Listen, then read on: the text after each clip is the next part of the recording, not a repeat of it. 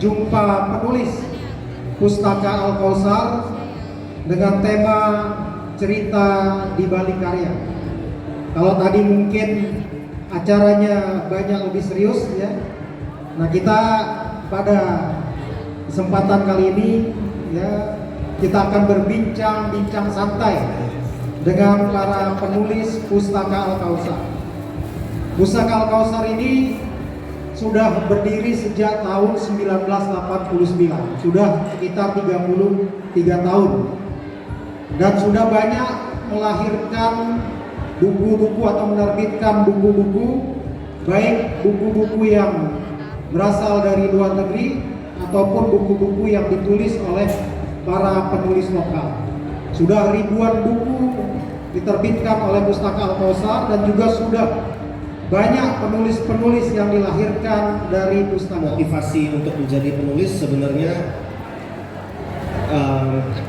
ya mungkin sama sebagian dari kita, banyak dari kita karena suka membaca.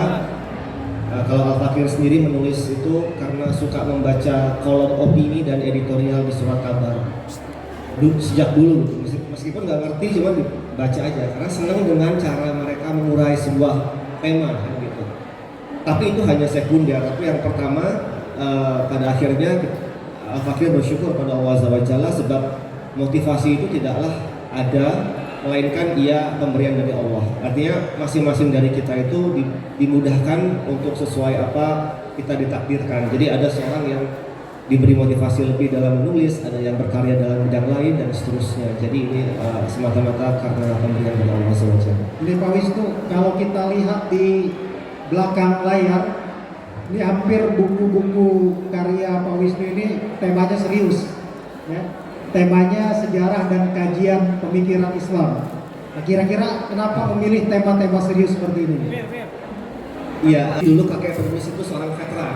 Nah, itu ternyata nggak meledak karena beliau ini membaca ayat kursi gitu kan. Dan juga ketika beliau dikejar patroli Belanda, beliau itu sempat sembunyi di atas masjid dan berzikir kepada Allah. Akhirnya tidak tertangkap. Nah, artinya sejak kecil, sejak pertengahan 80-an itu penulis atau Al-Fakir dekat dengan kisah sejarah, tapi bukan saja sejarah, tapi juga dengan nilai-nilai keislaman. Itu sejak kecil. Nah, itu yang paling memotivasi menjadi sejarawan.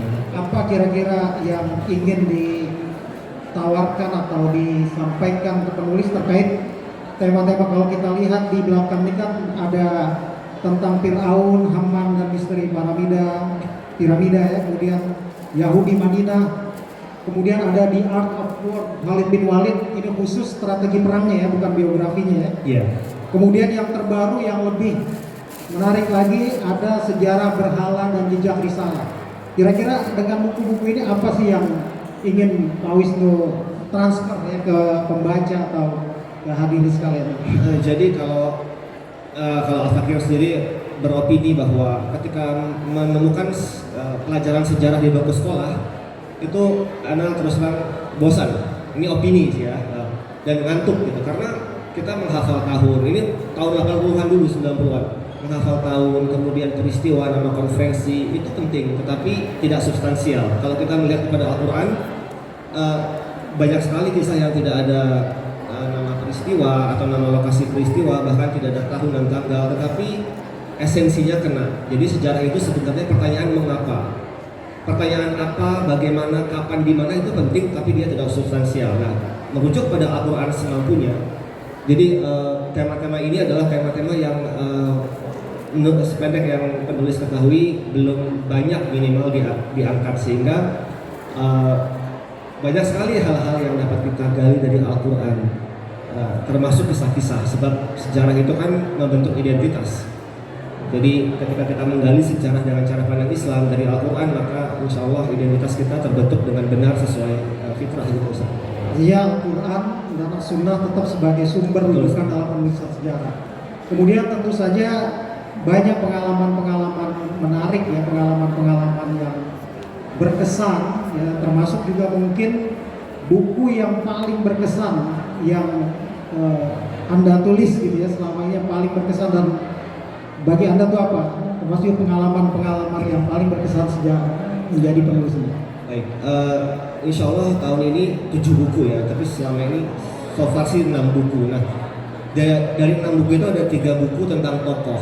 Nah, ketika Al-Fakir menulis tentang tokoh, terkadang Al-Fakir masuk terlalu jauh, masuk dalam sehingga berupaya untuk memposisikan diri ini sebagai tokoh yang ditulis. Ketika beliau ini mengambil keputusan, ketika beliau ini bertindak sesuatu, itu mencoba untuk menghayati semampunya dengan mempersonalisasikan, dan kadang-kadang sampai ada kalanya berhenti menulis karena nangis gitu, artinya bernilai air mata gitu kan, bernilai air mata karena kagum dan karena terikat secara emosi. Nah, artinya ini yang paling berkesan, karena berkesan ketika hati kita cinta kepada orang soleh, dan amalan hati itu luar biasa. Dalam banyak hal amalan hati itu lebih afdol ketimbang amalan lahir, tanpa menafikan ibadah yang fardu, misalnya puasa, zakat, saum, sholat. Tapi kecintaan terhadap seorang yang Allah ridhoi itu merupakan satu amalan yang mudah-mudahan kita harapkan menjadi kebaikan di akhirat dan di dunia. Artinya ada perasaan-perasaan yang tentu berbeda ya ketika menulis satu buku. Sampai kita berdoa dari Allah, hamba ingin bertemu dengan beliau di mimpi. Saking ya itulah karena ketika menulis buku itu kan setiap hari. Nah, setiap hari itu minimal 3 jam, pagi, malamnya riset. Jadi terbawa keseharian. Ya. Kalau buku yang paling berkesan menurut Pak Wisnu ya dari keempat buku ini yang mana kira-kira? Yang paling berkesan, alhamdulillah semuanya berkesan, tetapi mungkin yang sejarah berkala, karena ini buku ditulis kurang lebih sejak 3 tahun. Tapi pertanyaan di buku ini penulis sudah mengendap di background itu sejak kecil, karena waktu kecil ketika kita belajar dasar-dasar agama dengan kisah-kisah para nabi, kemudian pas dulu tahun 90-an ada nonton di TV swasta ensiklopedi tentang ada suku-suku primitif di Irian, di Papua, di Australia, di Afrika. Tentu kita dahulunya bertanya, di zaman-zaman itu di suku-suku yang terkecil itu apakah ada utusan sebagaimana nabi atau kitab yang diturunkan oleh Allah Azza wa Jalla atau syariat gitu, seperti sholat dan zakat. Nah, ini pertanyaan yang terus menerus bergulir seperti bola salju hingga akhirnya mulai tanda kutip menggelitik untuk dituliskan di tahun 2017 akhir. Ya, menarik ya.